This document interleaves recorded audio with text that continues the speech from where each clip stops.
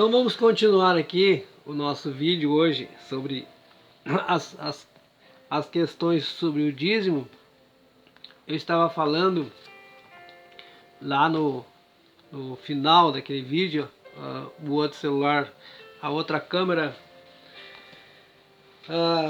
tem pouco espaço. Essa câmera aqui é um pouco de menos qualidade que aquela, mas enfim, que eu quero comunicar, que eu quero trazer, sobre essas questões que nós temos falado, né? As perguntas que as pessoas fazem, os argumentos que as pessoas geralmente trazem para justificar que deve se pagar dízimo, né? Então, se uma pessoa ela tem que pagar, significa que o Senhor Jesus não pagou. Não pagou já com o seu sangue para que nós sejamos ou abençoados ou definitivamente salvos, né? Então, geralmente quando se fala que quem não dá o dízimo é ladrão de Deus, baseado em Malaquias 3:10. Esse é um versículo recorrente. Você pode ir em qualquer igreja que você for, quando for dado o assunto dízimo, vai ser sempre referido, vai ser sempre aberto em Malaquias 3:10. É o versículo base dessa doutrina, que não se originou com os apóstolos. Que fique bem claro, essa doutrina não se originou com os apóstolos. Aliás, tem várias doutrinas que não se originaram com a igreja. Com a igreja dos apóstolos, ou com os ensinamentos diretamente dos apóstolos, mas com ensinamentos ou concílios que vieram logo após lá a morte do último apóstolo, do apóstolo João, lá no ano 300, né? Ou a partir do ano 300, vamos dizer que João viveu tanto tempo assim. Mas existem doutrinas, preste bem atenção, existem doutrinas que hoje nós temos no mundo evangélico, que não se originaram com os apóstolos. Não há um ensinamento dos apóstolos com relação a isso. Entre elas, o dízimo, como nós conhecemos hoje. Por exemplo, o batismo usando as palavras "Eu te batizo em nome do Pai, e do Filho e do Espírito Santo", é um rito e uma pronúncia que não se originou com os apóstolos. Mas o assunto não é sobre o batismo. Sobre o batismo tem alguns assuntos aí no canal João Carlos Moraes. Inclusive eu quero pedir para o outro vídeo, que você vai ver primeiro que esse, e para esse meu vídeo, que se você gostar, que você dê o seu like, faça o seu comentário. Para que você deve fazer o seu comentário? Porque se você fizer seu comentário, mesmo que você me contrarie, mesmo que você não pense como eu, mas se você fizer um comentário, eu vou ter como te responder com as escrituras. Ou conforme os comentários de vocês, eu vou poder fazer vídeos esclarecendo. Não que eu seja um grande professor, não. Mas entre nós, pessoas simples, nós podemos, porque hoje nós temos uma Bíblia, né, João Ferreira de Almeida, edição corrigida, né? Nós temos uma outra Bíblia aqui, que agora, deixa eu pegar aqui, nós temos aqui a Bíblia Peshitta, tá vendo? A Bíblia Peshitta, que tem que é um comentário diretamente do aramaico, da língua que era falada naqueles tempos de Jerusalém. Então nós temos vários recursos, nós temos livros de hermenêutica contemporânea, entendeu? Nós temos vários recursos que nós podemos examinar. Nós temos a internet, né? Nós temos aqui um livro de história, da história antiga da igreja, tá? História das religiões. Esse é um livro antiguíssimo, antiguíssimo, de um autor chamado A Primeira Individualidade na História, Charles Francis Potter. Esses dias eu pesquisei no Google Charles Francis Potter. Então esse livro é um livro antiguíssimo sobre a história da igreja, a história das religiões, de todas as religiões, enfim. Então nós temos, como eu estava dizendo, hoje recursos para nós questionar e saber se aquilo que está sendo, as doutrinas que estão sendo ensinadas hoje na cristandade, nas religiões, nas igrejas, se está de acordo com a autoridade máxima em espiritualidade, que é a Bíblia. Porque a autoridade máxima, desde os tempos de Lutero, desde os tempos da Reforma, há muito tempo deixou de ser o Papa, deixou de ser os pastores. A autoridade máxima é as Escrituras, né? Lutero é o pai da... Lutero, me parece que é Lutero, é o pai da famosa palavra sola escritura, ou seja, somente a Escritura. Inclusive, eu não me recordo se foi na dieta de Worms, mas foi uma das dietas da Reforma, em que a íntegra dos tratados ali foi a Bíblia, e somente a Bíblia como única regra de fé e prática. Então, tomando essa palavra, né, dos reformadores, dos estudiosos, dos eruditos ou eruditos, não sei bem a pronúncia, ou dos exegetas, dos entendidos, enfim, dos pretensos sábios das Escrituras, nós podemos hoje examinar se o que eles dizem realmente concorda com o que diz a Escritura, a vida que viveram. Então, voltando, porque isso é muito assunto, muita coisa para poder explicar, para poder encaixar. Então, a maioria das doutrinas, vou falar assim, a maioria das doutrinas que hoje nós ouvimos e vemos as igrejas da atualidade praticarem, com certeza, se você examina, você que está vivendo nesse vídeo, se você brasileiro, se você estrangeiro, for lá, vou pela fé supor que esse dízimo, agora eu estou falando em dízimo, isso pega, pela fé a minha fala vai atravessar o oceano e vai chegar lá para outras pessoas. Eu quero dizer que cada ser humano, em cada canto desse planeta, ele pode abrir os seus olhos, deixar o conformismo, né, e se interessar em examinar a Bíblia, as Escrituras, para ver se realmente Jesus e os apóstolos tinham essa prática. Você vai ver as pregações de Jesus, você vai ver o Novo Testamento, você vai ver as pregações de Jesus, meu Deus, não tinha... Se bem que naquele tempo não existia papel para fazer os envelopezinhos de propósito.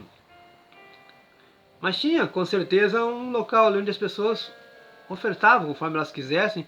Mas você não vai ver uma mensagem de Jesus sequer, uma mensagem em que Jesus pediu um centavo sequer. Você não vai ver isso. Você vai ver os Atos dos Apóstolos, você vai ver as cartas de Paulo, e as cartas de Pedro, as cartas de João, Judas, Hebreus, que não sabemos quem é o autor, só sabemos que é atribuído a Paulo, né? Mas é canônica, é sagrada, comprovadamente. Você não vai ver uma vez uma pregação em que eles pedissem 1 centavo de oferta ou mencionasse o dízimo de Malaquias 3:10. Então o parâmetro, né, eu li Hebreus 7:5, o parâmetro é as Escrituras. Se eu não sou ordenado sacerdote e nem sou do sangue levita e não tenho essa ordenação, eu não posso receber uma coisa que eu não estou ordenado, que eu não estou autorizado a receber. Vamos dizer que eu começasse a receber aqui os impostos que são os impostos do governo. Eu não sou um auditor do governo, eu não sou um... Eu não tenho um cargo na Receita Federal, não sou ministro, não sou nada para receber uma coisa que eu não sou ordenado, que eu não sou autorizado pelas autoridades. A maior autoridade nesse caso espiritual é Deus, é a Sagrada Escritura, e ali está determinado quem pode tirar. E agora na nova aliança, nessa nova aliança, que é a dispensação da graça, até que o Senhor Jesus volte, encerre essa dispensação, nós temos um mandamento, a única escritura que fala sobre contribuição, no Novo Testamento, eu vou ler aqui nas duas escrituras, eu vou ler. 2 aos Coríntios, capítulo 9, e versículo 7, diz assim, olha só, cada um contribua segundo propôs no seu coração, não com tristeza ou por necessidade, porque Deus ama ao que dá com alegria. Então cada um contribua segundo propôs, um propósito, propôs no seu coração. E ela sim que a igreja contribuía, meus irmãos. Se você ler nos Atos dos Apóstolos, você vai ver um dos apóstolos, que não, se não me falha a memória, foi Barnabé. Esses homens, eles eram ricos e o Espírito Santo tocou no coração deles, porque eles viviam assim, viviam o dia de hoje como se Cristo voltasse amanhã. Olha, para que eu vou querer tantas propriedades se eu posso colocar elas a serviço do reino de Deus, para que o tempo se passe depressa, para que Jesus volte logo? Eles venderam suas propriedades e depositaram aos pés dos apóstolos. E assim, eles foram um exemplo, mas muitos fizeram isso por causa do propósito. Mas você não vai ver os apóstolos, inclusive o apóstolo Pedro. Ele podia ter barganhado com a Ananias e Safira por um tanto, mas foi por causa do dinheiro que estava entrando lá e da mentira de Ananias e Safira, do casal combinado, que eles caíram mortos, mostrando que o dinheiro, da forma como entra, sem controle, sem ser pela vontade de Deus, sem ser por homens cheios do Espírito Santo, como mais tarde foi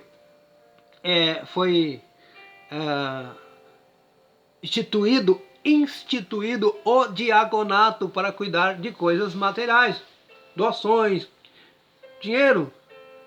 Foi instituído o diaconato, que seriam homens o quê? Homens cheios do Espírito Santo. Sendo cheio do Espírito Santo, jamais esses homens iriam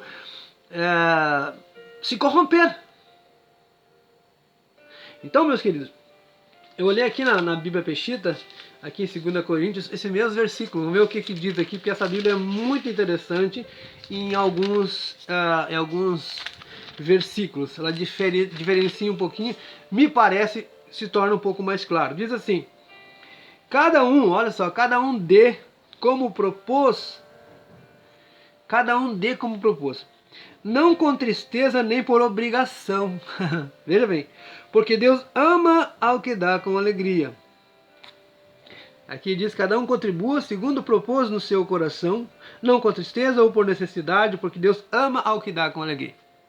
Então, sendo assim, você não vai encontrar nas cartas paulinas, você não vai encontrar nas cartas de João, você não vai encontrar nas cartas de Pedro, você não vai encontrar Judas, você não vai encontrar Tiago, que fala muito sobre a língua, né?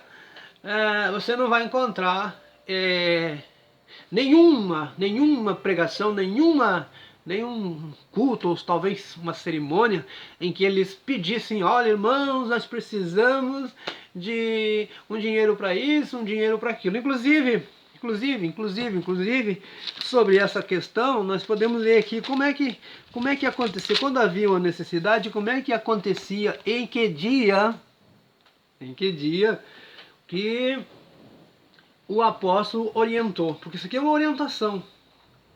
Em que dia que o apóstolo orientou que deveriam se trazer uma contribuição? Cada um contribua segundo o seu coração. Paulo enfatizou a necessidade de haver contribuição, mas ele disse em que dia, de que forma, ele instruiu. Ele disse assim: mas acerca do que foi coletado para os santos, havia os pobres de Jerusalém, os santos, pessoas necessitadas, então foi coletado alguma coisa. Então ele deixou especificado que dia que deveria ser coletado, devia ser entregue essa coleta. Mas acerca do que foi coletado para os santos, tal como ordenei às congregações, é uma ordenança. Me perdi agora o apóstolo Paulo me pegou. Então é uma ordenança. Como ordenei às congregações dos Gálatas, procedei vós também da mesma maneira. Como que vamos proceder? Que procedência é essa? Como devemos fazer? O versículo de baixo vai explicar. Vai dizer: cada primeiro dia da semana, cada um de vós aparte, aqui diz a Bíblia Peshitta está dizendo isso, aparte e guarde em sua casa quanto puder, para que quando eu chegar, não aconteça que levantais as coletas. E quando eu chegar, aos que vos selecionaste, enviarei com uma carta para que levem vossa oferta a Jerusalém. E se convém que eu também vá, irão comigo. Vamos ver a Bíblia João Ferreira de Almeida. A Bíblia João Ferreira de Almeida. O que a Bíblia João Ferreira de Almeida vai dizer? Vai dizer a mesma coisa, com certeza, mas de que forma? Ora, quanto à coleta que se faz para os santos, fazei vós também o mesmo que ordenei às igrejas da Galácia, que já fala na região, né? No primeiro dia da semana, cada um de vós ponha de parte o que puder ajuntar, conforme a sua prosperidade, para que não se façam as coletas quando eu chegar. Ou seja, quando o apóstolo Paulo chegasse, ele ia com certeza fazer uma pregação, trazer um ensinamento. Mas naquele momento do ensinamento, naquele momento do culto, da reunião espiritual, não se fazia coleta de nada, não se falava em dinheiro. Tá entendendo? Então vamos trazer para o nosso tempo. O que acontece hoje? Nas nossas igrejas, no nosso estabelecimento religioso. Porque tem um estabelecimento político, né? E tem um estabelecimento religioso. O que acontece hoje? Todos os cultos têm recolhimento de oferta. Todos os cultos. É difícil, vamos colocar assim, não vou exagerar muito, né? 90% das igrejas, todo culto tem recolhimento de oferta ou de dízimo. Inclusive, vou repetir, inclusive há igrejas que fazem, a maioria faz assim, ceia a cada 30 dias, no fim do mês. Onde está escrito na Bíblia que tem que fazer ceia todo mês? Não está escrito. Não era esse ritual. Mas por que o estabelecimento religioso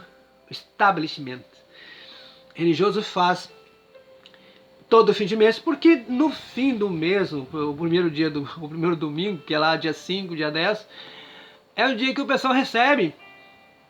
Aí o pessoal separa os 10% e traz. Inclusive há igrejas que, se não der o 10%, não vai assinado na carteirinha ali que a pessoa pagou e diz: carimbou, você toma a ceia. Não carimbou, você não toma a ceia. Ou seja, o sangue, que seria o vinho no caso, está sendo vendido.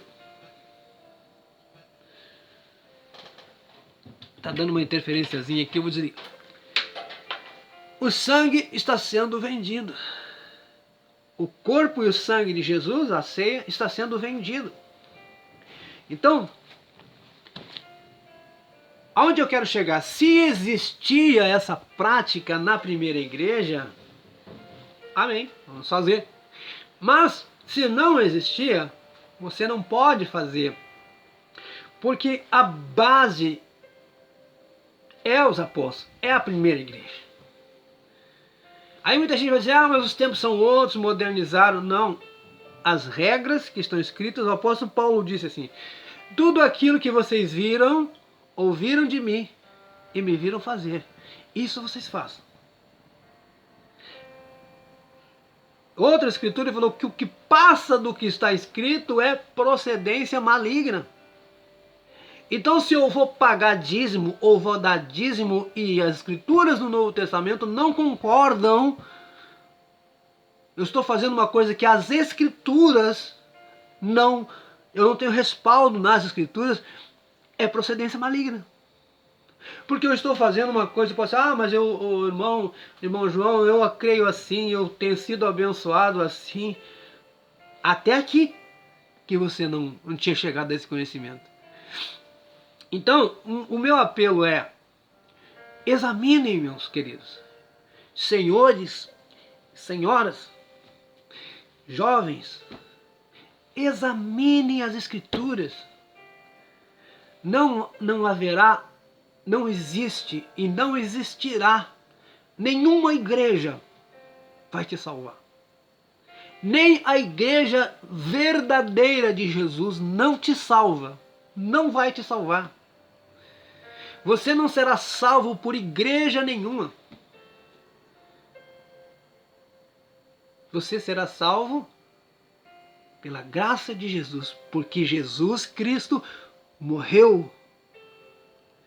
E é exclusivamente pelos méritos de Jesus Cristo, de Yeshua, que nós seremos salvos. Então, você deve examinar as escrituras. Aquela doutrina que não estiver respaldada pelos ensinamentos dos apóstolos, você não segue. Agora, se estiver respaldado, vamos ver aqui o que o apóstolo Paulo falou, vamos aqui o que Pedro falou, se concordam entre eles, você vai fazer um exame e você vai então obedecer, porque é a palavra de Deus. Muitas vezes eu tive um ministério, um trabalho, é uma igreja que até hoje a gente se reúne e ora junto, que nós denominamos por Assembleia Cristã, porque a gente entendeu que a Assembleia é uma reunião dos chamados para fora, e nós, embora falhos, nos consideramos cristãos. Então, uma Assembleia de cristãos, uma reunião de cristãos, né? Então, nós nos reunimos, então, naquele tempo, há mais ou menos uns 5, 6 anos atrás, ou até mais, 10 anos, quando estava no auge, muita gente chegava e dizia, olha, irmão, eu vou começar a dar o meu dízimo aqui. Houve pastores que vieram na minha casa até com dízimos aí. Eu fiquei sabendo nos bastidores que uma vez chegou um certo pastor na minha casa com 3 mil reais. Ele era um militar e ele chegou com 3 mil reais no bolso para me dar de dízimo. E ele veio me convencer de que o dízimo era para esse tempo, e eu apresentei essas escrituras. E no final ele saiu bravo da minha casa, eu queria te ajudar com o dízimo, mas já que tu não quis. Mas não é a questão que eu não quis. A questão é que eu não podia receber algo que eu não estava autorizado a receber. Ou seja, eu perdi 3 mil reais, e olha que naquele tempo eu estava numa dificuldade financeira. Aliás, ninguém está numa boa situação. Eu tinha 4 filhos pequenos, e se eu tivesse pegado aqueles 3 mil reais, eu estaria, teria, quem sabe, alavancado a minha vida, porque, segundo o argumento dessas pessoas, o dízimo é do pastor, e como eu era o líder naquela época, eu ia pegar os 3 mil reais. Resolveria meus problemas? Mas a questão é, a Escritura não me apoiaria? Isso é pior que um crime. Isso é pior que um crime, porque é desfazer daquilo que os primeiros apóstolos, que receberam diretamente do Senhor Jesus os mandamentos, que foram guiados pelo Espírito Santo, que falava com eles,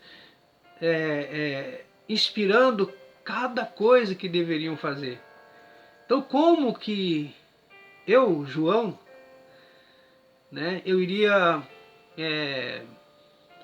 me deixar levar pela minha necessidade? Ainda bem que eu não sabia, né? E certamente se eu soubesse também, como outras já vieram me trazer e eu rejeitei, mas como que eu iria receber algo que a Escritura não ensina? Quando eu era bem jovem, eu estava congregado na igreja O Brasil para Cristo, em Alvorada, no Rio Grande do Sul, e ali eu fui ensinado na escola bíblica dominical que para nós formarmos uma doutrina, nós teríamos que ter mais de 2 ou 3 versículos que concordassem. E quando foi me revelado a verdade sobre o batismo em nome de Jesus Cristo e sobre essas questões de dízimo, questões de ministério feminino, questões de sábado, questões de, enfim, de várias doutrinas, eu apresentei aos os meus pastores, os meus líderes, né, e o argumento deles foi que isso era uma doutrina de demônio, era uma doutrina do falso profeta, do anticristo, mas uma doutrina como o batismo em nome de Jesus, em que afirma que Jesus é o Cristo, em que afirma que a salvação é no nome de Jesus, como diz o apóstolo Pedro, né, falou ali, que estes dão testemunho os profetas, né, que todos aqueles que creem receberão o perdão dos pecados pelo seu nome. Então quem afirma o nome de Jesus e a doutrina original dos apóstolos não pode ser anticristo. Anticristo é quem nega o Cristo. Quem nega que o Cristo que ele é Deus. Quem nega a doutrina da graça, querendo substituir a graça por um dinheiro, por um pagamento,